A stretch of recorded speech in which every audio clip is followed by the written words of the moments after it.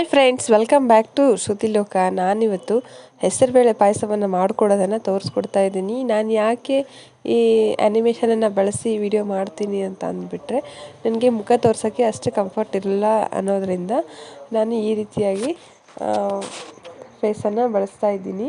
ಹಾಗಾಗಿ ವಿಡಿಯೋನ ಕೊನೆವರೆಗೂ ನೋಡಿ, ತುಂಬಾ ಇಂಟ್ರೆಸ್ಟಿಂಗ್ ಆಗಿರುತ್ತೆ. ಅಂದರೆ ಆ ರೆಸಿಪಿ ಮಾಡೋದನ್ನು ತೋರಿಸ್ಕೊಡ್ತಾ ಇದ್ದೀನಲ್ವ, ಯಾವ ರೀತಿ ಮಾಡೋದು ಅಂತ ತೋರಿಸಿದ್ದೀನಿ. ಇಷ್ಟು ಟೇಸ್ಟಿಯಾದ ರೆಸಿಪಿಯನ್ನು ನಾವು ಮನೆಯಲ್ಲೇ ಈಸಿಯಾಗಿ ಹೋಟೆಲ್ ಸ್ಟೈಲಲ್ಲಿ ಮಾಡ್ಕೊಳ್ಬಹುದು. ಇದಕ್ಕೆ ಬೇಕಾಗಿರುವಂತಹ ಇಂಗ್ರೀಡಿಯೆಂಟ್ಸ್ಗಳನ್ನು ನೋಡ್ಕೊಂಡು ಬರೋಣ. ಅಂದರೆ ಸಾಮಗ್ರಿಗಳನ್ನು ಮೊದಲಿಗೆ 1 ಕಪ್ಪಿನ ಅಳತೆಯಷ್ಟು ಹೆಸರುಬೇಳೆಯನ್ನು ತೆಗೆದುಕೊಳ್ಬೇಕಾಗುತ್ತೆ. ತುಂಬಾ ಇಲ್ಲಿ ಪಾಲಿಶ್ ಇರುವಂತಹ ಹೆಸರುಬೇಳೆನ ನಾನು ತೊಗೊಂಡಿದ್ದೀನಿ. ಅಂದರೆ ಜವಾರಿದ ಅಲ್ಲ, ಪಾಲಿಶ್ ಇರುವಂತಹ ಹೆಸರುಬೇಳೆಯನ್ನು ನಾನು ತೊಗೊಂಡಿದ್ದೀನಿ. ಅಂದರೆ ಸ್ವಲ್ಪ ಟೇಸ್ಟ್ ತುಂಬಾ ಚೆನ್ನಾಗಿ ಬರುತ್ತೆ ಅನ್ನೋ ಒಂದೇ ಕಾರಣಕ್ಕೆ. ಅದಾದ ನಂತರ ಸ್ಟವನ್ನು ಆನ್ ಮಾಡಿಬಿಟ್ಟು ಲೋ ಫ್ಲೇಮಲ್ಲಿ ಹೆಸರುಬೇಳೆನ ಹಾಕಿ ಸ್ವಲ್ಪ ತುಪ್ಪವನ್ನು ಹಾಕ್ಕೊಂಡು ಚೆನ್ನಾಗಿ ಹೆಸರುಬೇಳೆ ಸೀದೋಗಿರಬಾರ್ದು, ಅಂದರೆ ಕಲರ್ ಚೇಂಜ್ ಆಗಿರಬೇಕು, ಗೋಲ್ಡನ್ ಕಲರ್. ಆ ರೀತಿಯಾಗಿ ನಾವಿಲ್ಲಿ ಚೆನ್ನಾಗಿ ಹುರ್ಕೊಳ್ಬೇಕಾಗತ್ತೆ. ತುಪ್ಪ ಅಷ್ಟು ಜಾಸ್ತಿ ತುಪ್ಪ ಹಿಡಿಯೋದಿಲ್ಲ, ಸ್ವಲ್ಪ ಸ್ವಲ್ಪ ತುಪ್ಪವನ್ನು ಹಾಕ್ಕೊಂಡು ನಾವಿಲ್ಲಿ ಫ್ರೈ ಮಾಡ್ಕೊಳ್ಬೇಕು, ಅಂದರೆ ಹುರ್ಕೊಳ್ಬೇಕು. ತುಂಬಾ ಫ್ಲೇಮಸ್ ಲೋ ಆಗಿಟ್ಟಿರಿ.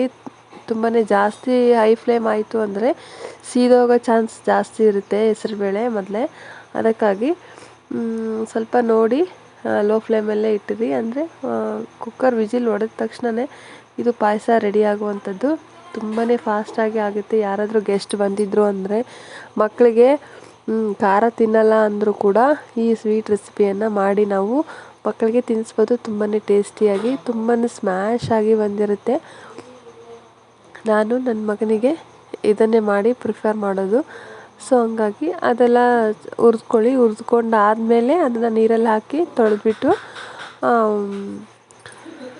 ಇಟ್ಕೊಳ್ಳಿ. ಅದಾದ ನಂತರ ಅದೇ ಪಾತ್ರೆಯಲ್ಲಿ ಏನು ಹುರ್ಕೊಂಡಿರ್ತೀವಲ್ವ, ಅದೇ ಪಾತ್ರೆಯಲ್ಲೇ ಇನ್ನೊಂದು ಸ್ವಲ್ಪ ತುಪ್ಪವನ್ನು ಹಾಕಿಬಿಟ್ಟು ಗೋಡಂಬಿ ಮತ್ತು ಒಣ ದ್ರಾಕ್ಷಿನ ನಾವಿಲ್ಲಿ ಫ್ರೈ ಮಾಡ್ಕೊಳ್ಬೇಕಾಗುತ್ತೆ.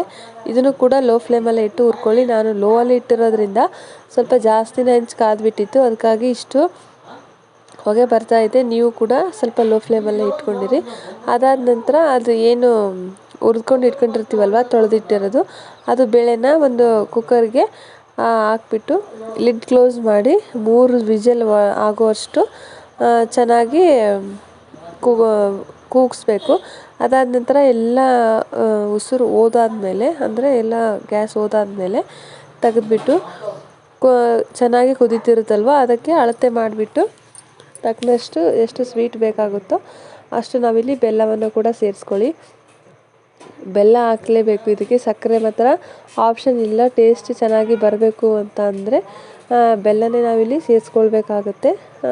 ಎಷ್ಟು ಅಳತೆ ತೊಗೊಂಡಿರ್ತೀರೋ ಅಷ್ಟು ಅಳತೆ ಬೆಲ್ಲವನ್ನು ನಾವಿಲ್ಲಿ ಸೇರಿಸ್ಕೊಂಡ್ಬಿಟ್ಟು ತುಂಬಾ ಚೆನ್ನಾಗಿ ಅಷ್ಟು ಮೆತ್ತಗಾಗಿರುವಂತಹ ಬೆಲ್ಲವನ್ನು ಸೇರಿಸಿದರೆ ಬೇಗ ಕರಗಿಬಿಡುತ್ತೆ. ಇಲ್ಲ ಸ್ವಲ್ಪ ಗಟ್ಟಿಯಾಗಿತ್ತು ಅಂದರೆ ಸ್ವಲ್ಪ ಟೈಮ್ ಹಿಡಿಯುತ್ತೆ ಅಲ್ವಾ, ಅದಕ್ಕಾಗಿ ನಾನಿಲ್ಲಿ ಮೆತ್ತಗೆ ಮಾಡ್ಕೊಂಡಿದ್ದೀನಿ. ಅದಾದ ನಂತರ ಅದೇನು ಹುರಿದಿಟ್ಕೊಂಡಿದ್ವಲ್ವ ಗೋಡಂಬಿ ದ್ರಾಕ್ಷಿ, ಅದನ್ನು ಕೂಡ ನಾವು ಈಗಲೇ ಸೇರಿಸ್ಕೊಂಡು ಚೆನ್ನಾಗಿ ಕುದಿ ಬರೋವರೆಗೂ ಕುದಿಸ್ಬಿಟ್ರೆ ಎಲ್ಲ ಬೆಲ್ಲನೂ ಕರಗಿ ಫ್ಲೇವರ್ಗೆ ನೀವು ಬೇಕಿದ್ದರೆ ಏಲಕ್ಕಿನ ಸೇರಿಸ್ಕೊಳ್ಬಹುದು. ನಾನಿಲ್ಲಿ ಫಸ್ಟಿಗೆ ಏಲಕ್ಕಿನ ಸೇರಿಸ್ಕೊಂಡಿದ್ದೀನಿ. ಅದಾದ ನಂತರ ನಾನಿಲ್ಲಿ ಸಪ್ರೇಟ್ ತುಪ್ಪವನ್ನು ಬಿಸಿ ಮಾಡಿಬಿಟ್ಟು ಒಗ್ಗರಣೆ ಥರನ ನಾನಿಲ್ಲಿ ಕೊಡ್ತಾಯಿದ್ದೀನಿ. ಬಿಸಿ ವಾಸನೆ ಹೋಗಲಿ ಅಂತೇಳಿ ನಾನಿಲ್ಲಿ ಕೊಟ್ಟಿದ್ದೀನಿ. ಅದಾದ ನಂತರ ಒಗ್ಗರಣೆ ಕೊಟ್ಟಾದಮೇಲೆ ಸ್ವಲ್ಪ ಹೊತ್ತು ಅದನ್ನು ಕೂಡ ತುಪ್ಪದ ಫ್ಲೇವರ್ ಬರಲಿ ಅಂತ 2 ನಿಮಿಷ ಕುದಿಸ್ಬಿಟ್ಟು ಗ್ಯಾಸ್ ಆಫ್ ಮಾಡಿದರೆ ನಮಗೆ ಹೆಸರುಬೇಳೆ ಪಾಯಸ ರೆಡಿ ಆಗುತ್ತೆ. Thank you.